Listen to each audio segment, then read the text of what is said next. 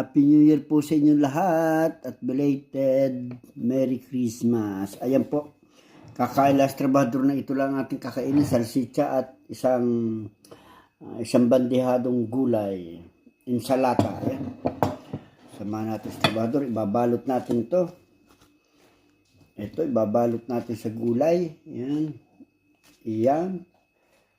Ito. Tapos, gagawin natin lang yan. Yan lang.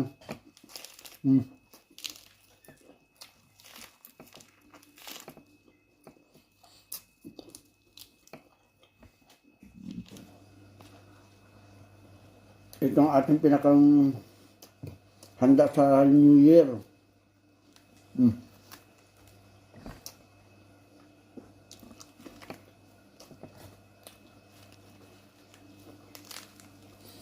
Maganda to gulay.